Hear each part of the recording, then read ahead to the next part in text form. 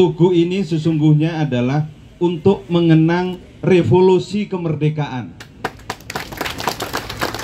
Apa yang diperjuangkan oleh revolusi kemerdekaan? Yang diperjuangkan adalah freedom, kemerdekaan. Di dalam kemerdekaan itu salah satu nilai utamanya adalah justice, keadilan. Karena bangsa-bangsa yang tidak merdeka, bangsa-bangsa yang terbelenggu oleh kekuatan kolonial, kekuatan yang menguasai, kekuatan yang menindas, pasti di situ tuna keadilan. Pasti di situ tidak ada keadilan. Pasti keadilan di situ roboh, runtuh, terjerembab, dan terjerembabnya asas keadilan itu artinya juga di situ tidak hadir nilai-nilai dasar kemanusiaan. Karena itu Monas, Tugu Monas yang dirancang, dibangun sebagai kenangan, ingatan, dan memori, termasuk harapan bagaimana nilai-nilai dasar revolusi kemerdekaan itu bereproduksi terus menjadi nilai-nilai patriotisme bagi anak-anak muda. Ini bisa menjadi latar perjuangan batin kita semua, bahwa kita semua dituntut untuk setia menjadi patriot-patriot Indonesia, menjadi patriot-patriot bangsa, menjadi patriot-patriot masa depan Nusantara yang lebih baik. Dan itu, saudara-saudara sekalian, mahkotanya adalah keadilan. Kalau di sini ditulis mahkota hukum adalah keadilan, itu artinya adalah hukum yang tegak tetapi keadilan roboh, maka sesungguhnya hukum itu roboh dengan sendirinya. Hukum yang ditegakkan tanpa mempertimbangkan asas keadilan, bahkan membelakangi asas keadilan, bahkan melecehkan asas keadilan, itu adalah hukum yang secara yuridis dan sosial sesat. Hukum yang tegak melawan keadilan pada dasarnya melawan falsafahnya sendiri, falsafah keadilan. Karena itu, dari tempat yang penting ini, saya ingin mengirim pesan kepada siapapun bahwa setiap upaya-upaya, setiap usaha, setiap ikhtiar untuk menegakkan hukum tidak boleh alpa, lalai, dan kemudian malah melawan nilai dasar keadilan. Karena ketika hukum ditegakkan dengan membelakangi keadilan, sesungguhnya yang melakukan itu sedang mengkhianati hukum, sedang mengkhianati keadilan. Mahkota hukum adalah keadilan. Saya lanjutkan, karena mahkota hukum adalah keadilan, maka mahkota Indonesia hari ini, ke depan, dan sampai kapanpun tidak boleh lepas dari nilai keadilan. Karena kalau mahkota Indonesia yang sedang kita bangun bersama, dibangun oleh pemerintah, dibangun oleh masyarakat, dibangun oleh seluruh potensi bangsa ini, kemudian abai terhadap keadilan, maka sesungguhnya kita tidak sedang membangun Indonesia.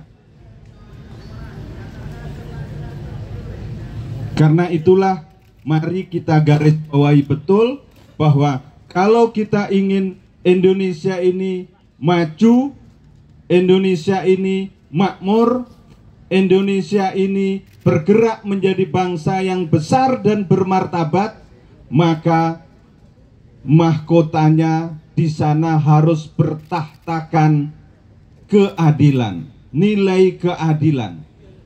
Dan nilai keadilan itu bisa diterjemahkan ke segala penjuru, segala dimensi bagi perjalanan republik kita ini. Keadilan politik apa namanya? Demokrasi. Demokrasi yang sejati. Demokrasi bukan hanya sampul, tetapi demokrasi juga isinya. Isinya demokrasi, sampulnya demokrasi. Demokrasi sejati itulah keadilan politik. Keadilan ekonomi artinya apa? Bahwa seluruh rakyat harus merasakan dan menikmati janji-janji yang pernah diucapkan, disumpahkan di dalam revolusi kemerdekaan.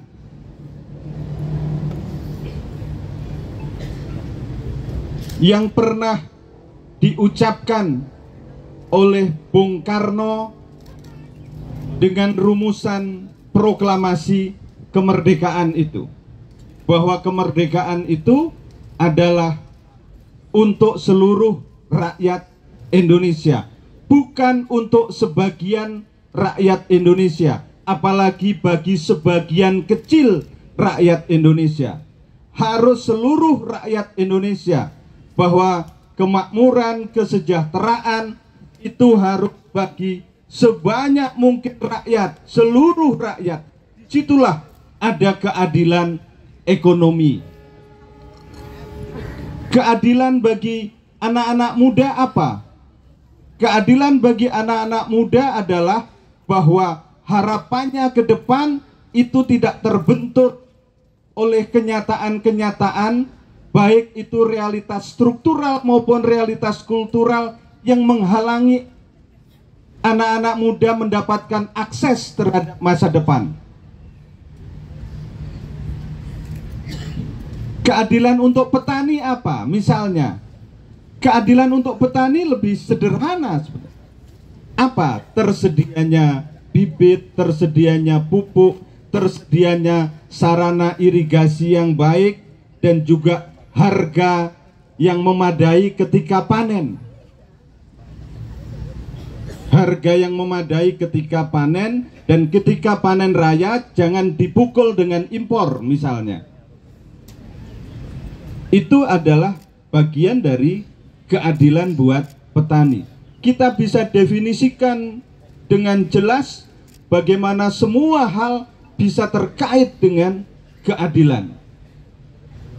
Dan khusus terkait dengan keadilan hukum ini, saya juga ingin mengirim pesan kepada siapapun bahwa bagi yang pernah melakukan kezaliman hukum, bagi yang pernah melakukan kezaliman hukum, saya ulangi lagi, bagi yang pernah melakukan kezaliman hukum, tolong itu dihentikan.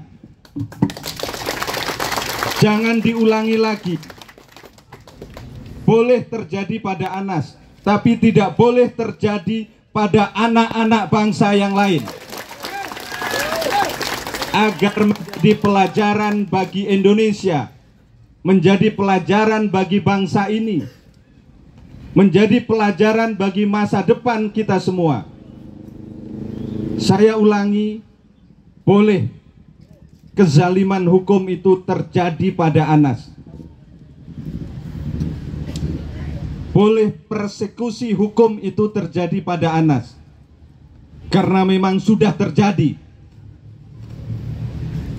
Tetapi harus ada hikmah, ada pelajaran, ada hikmah yang dipetik oleh bangsa ini, bahwa tidak boleh terjadi lagi kepada anak bangsa Indonesia manapun lagi, apapun agamanya, apapun sukunya, apapun rasnya, apapun partainya, apapun warna kulitnya, apapun orientasi politiknya, karena di hadapan Indonesia semuanya setara. Tidak ada yang lebih tinggi, tidak ada yang lebih rendah. Semua warga bangsa berdiri tegak yang sama, posisinya setara, posisinya egaliter. Tidak ada yang istimewa, karena semuanya adalah istimewa di depan merah putih, di depan Indonesia, di depan masa depan kita yang lebih baik.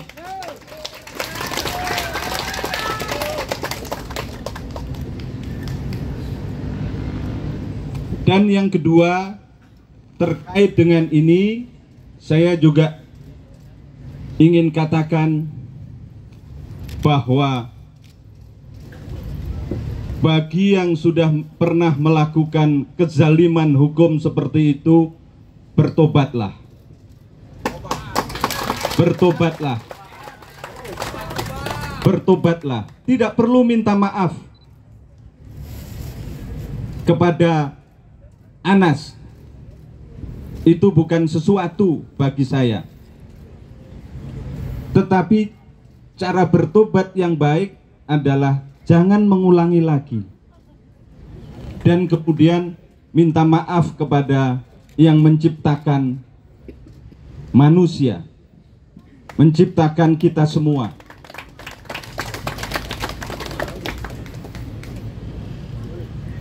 Minta maaf kalau saya agak bergetar dalam urusan ini, karena saya sungguh-sungguh. Karena ini adalah asas yang penting bagi kita berbangsa dan bernegara. Ini asas yang sangat pokok kalau Indonesia mau punya masa depan bersama yang baik bagi rakyatnya. Ini asas yang sungguh-sungguh sangat dibutuhkan kalau Indonesia ingin tetap berjalan sebagaimana dulu pernah diikrarkan oleh para pendiri Republik. Karena itu, hukum tidak boleh diperalat. Hukum tidak boleh menjadi alat untuk menyingkirkan siapapun. Kalau berkompetisi, termasuk kompetisi politik, harus kesatria. Bertanding yang kesatria. Bertanding terbuka kesatria. Ayo maju 1 lawan 1. Terbuka. Jangan pakai tangan pihak lain. Itu pertandingan yang terbuka kesatria objektif. Karena dalam pertandingan yang kesatria, kalah menang itu soal lain. Kalah bukan masalah, menang ya bukan masalah juga.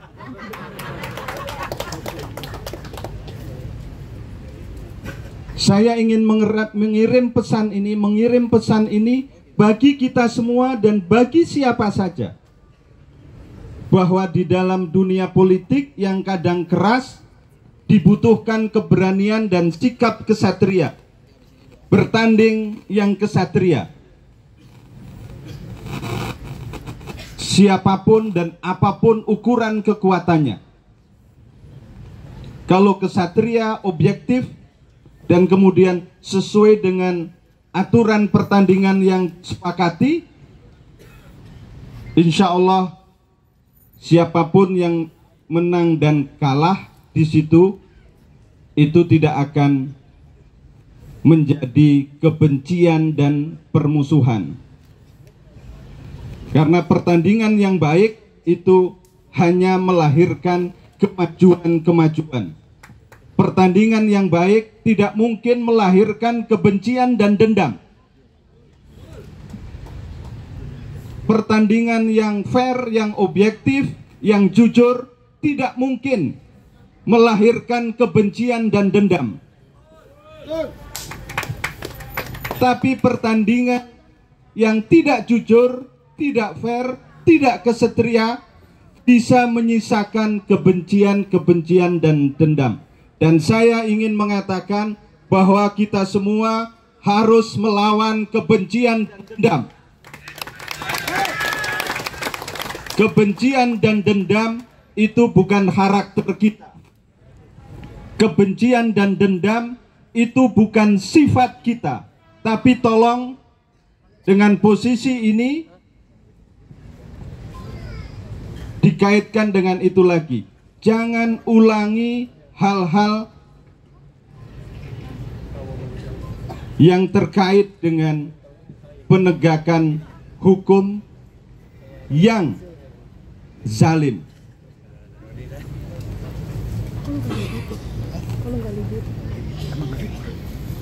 Karena itu dalam suasana ulang tahun ini saya turunkan lagi nih.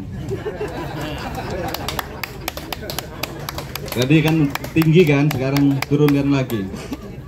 Dalam suasana ulang tahun ini saya ingin mengucapkan rasa syukur, rasa terima kasih kepada para sahabat yang selama ini senantiasa hadir. Para sahabat yang setia, para sahabat yang dengan ikhlas hati membersamai setiap langkah-langkah saya, dan saya selalu berusaha, saya selalu akan berikhtiar yang terbaik. Yang saya sebut sebagai langkah-langkah saya akan selalu saya definisikan secara operasional sebagai langkah-langkah kita. Langkah-langkah saya bukan langkah-langkah saya. Saya ulangi, langkah-langkah saya bukan langkah-langkah saya, tapi langkah-langkah saya adalah langkah-langkah kita.